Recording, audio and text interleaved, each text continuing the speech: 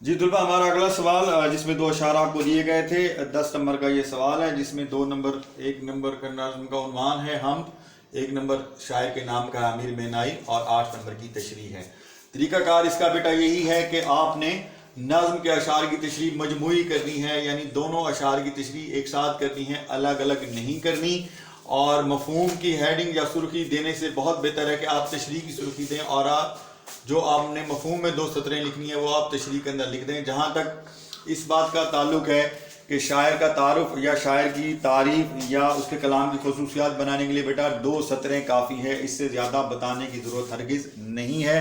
मफहूम के लिए फिर मैं आपसे कह रहा हूँ बेटा कि मफहूम की सुर्खी देकर 3 सतरें लिखने से कहीं बेहतर है कि आप तशरीह की हेडिंग दें और तशरीह लिखना शुरू कर दें। अब बेटा मैं शेर पढ़ देता हूँ और उसके बाद फिर हम तशरीह की तरफ बढ़ेंगे। शायर कहता है, तू है खलवत में, तू है जवलत में, कहीं पिन्हा कहीं आया तू है, नहीं तेरे सिवा यहाँ कोई मेज़बां, तू है मेहमान तू है।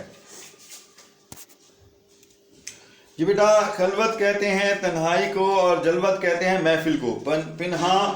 छुपा हुआ, अया जाहिर को कहते हैं, और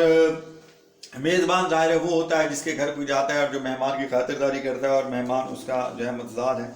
कि जब आप किसी के घर जाते हैं कुछ यहाँ रोज़ के लिए। तो बेटा इस शेर के अंदर पहले अहम नकात की हम बात कर लेते हैं कि इस शेर में इन अशार में शायर ने अल्लाह की मौजूदगी का जिक्र किया है, चाहे महफिल है या तन्हाई है, और खुदा की का ज़ाहिर यानी अल्लाह ताला की ज़ात जो नज़र आती है, उसकी जो मज़ाहिर हैं, फितरत हैं, जो खालिक कायनात ने कुदरत के अंदर जो कुछ बनाया है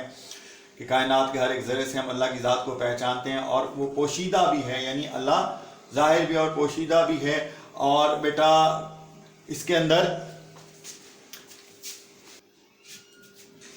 कि अल्लाह ताला की ज़ात जो है वो मादी वजूद से बहुत बुलंदतर है, और खुदा किसी मादी वजूद का नाम नहीं है। और एक अनदेखे खुदा की वादानियत, एक अनदेखे खुदा को अपना रब मानकर उसके सामने सजदा रेज़ होना, लेकिन उसको उसकी निशानियों से पहचानना। और निशानियां कहाँ कहाँ हैं? कायनात के जो बिखरे हुए रंग हैं बेटा, मौसमों में, बारिशों में, फसलों में, सब्जे में, सरसब्ज वादियों में, लहलहाते खेतों में, चश्मों में, बर्फ में। तो बेटा इस हर एक रंग में खुदा का अक्स हमें दिखाई देता है। जैसे अल्लाह ताला कुरान पाक में इरशाद फरमाता है कि जहाँ कहीं 3 लोग मौजूद हों तो चौथा अल्लाह मौजूद होता है, और जहाँ 5 हों तो छठा वो मौजूद है, और ना इससे कम और ना इससे ज़्यादा, मगर ये कि वो उनके साथ है। तो इस आयत करीमा से भी हमें पता चल जाता है कि अल्लाह ताला महफिल और तन्हाई में हर जगह हमारे साथ मौजूद है, और ज़ाहिर और पोशीदा कायनात के जो रंग हैं, तख्लीक कायनात के ज़रिए अल्लाह ताला ने अपनी ज़ात को ज़ाहिर किया, और हर रंग में अल्लाह ताला का अक्स ज़ाहिर होता है। फिर मेज़बान और मेहमान की जहाँ पर बात आ जाती है कि कायनात के हर एक ज़रे में अल्लाह ताला ने इंसान के लिए जो मुख्तलिफ नेमतें मुहैया की हैं, वो सब इंसान को फैज़याब करने के लिए हैं, इंसान को सैराब करने के लिए हैं, इंसान को अपनी नेमतों से लुत्फ़अंदोज़ करने के लिए हैं।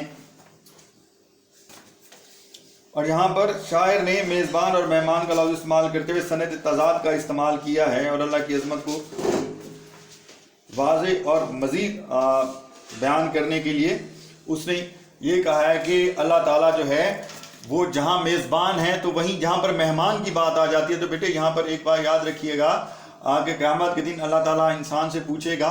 कि ए मेरे बंदे, मैं तेरे पास आया था और भूखा था, तूने मुझे खाना नहीं खिलाया। तो बंदा हैरान होकर पूछेगा, अल्लाह तू मेरे दरवाजे पर कैसे आया? तो अल्लाह फरमाएगा कि मेरा फ़लाँ बंदा तेरे पास दस्ते सवाल लेकर आया था, फ़लाँ बंदा तेरे पास आया था, वो भूखा था, उसने तेरे सामने दस्ते सवाल दराज किया था और तूने उसका सवाल पूरा नहीं किया था, तो वो बंदा जो है वो मेरी मखलूक था, तो इसका मतलब ये है कि तूने मेरी मेज़बानी नहीं की। इसलिए शायर ने